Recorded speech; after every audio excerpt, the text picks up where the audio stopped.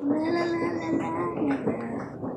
Ang magandang morning. Happy Sunday. Charing. Today is Sunday. Wala tayong day off ngayon kasi nakadalawang day off na tayo. So, tambay tayo sa bahay.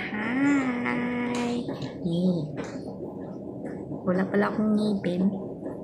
Tapos salita ako ng salita at makikita talaga yung wala pala akong ngipin. Yun ang pagtawanan. Normal yan kasi tumatanda na ako kaya nawawala na yung ipin ko. Kaya talaga inom muna tayong gamot.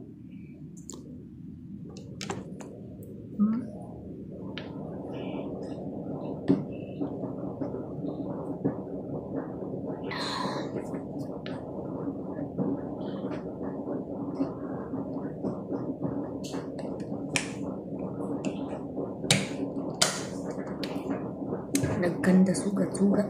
Nagkanda sugat-sugat yung mata ko guys. Mata.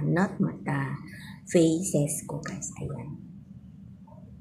Kasi alam nyo, mainit masyado dito ngayon.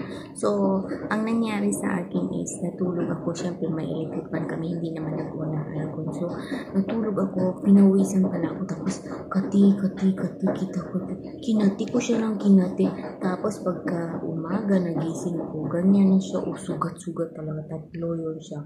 1, 2, 3. Ay, 4 pala. Hala, dapat pala ang sugat is pag ganyan, no? Kasi ganyan, hindi ko naman alam paano ako nagkamot kagabi. Basta ganyan talaga magti. Tapos, napansin ko, nararamdaman ko na, parang mahapdi. Tapos, bumaba ako kasi nasa level up ako ng second floor ako ng deck. So, bumaba ako. Nagpunta ako sa toilet. Pag tingin ko, nagulat talaga ako sa mukha ko. Ganyan na siya guys, grabe. Tapos, meron siyang red dugo. Kaya, talagang nagulat ako. So, naisip ko pa, may aso yata kagabi. Yung isang araw pa yan, talaga may ganyan na siya. Maliliit. Tapos, so, kagabi talaga, hindi ko na talaga siya napigilan nung kumati siya. Kasi pag pinapawisan ko, magkati siya. Tapos yan. Sakit sa hawakan guys. Yan. Parang kaya parang gusto ko siyang sprayan ng ano ba ito? Yung betadine.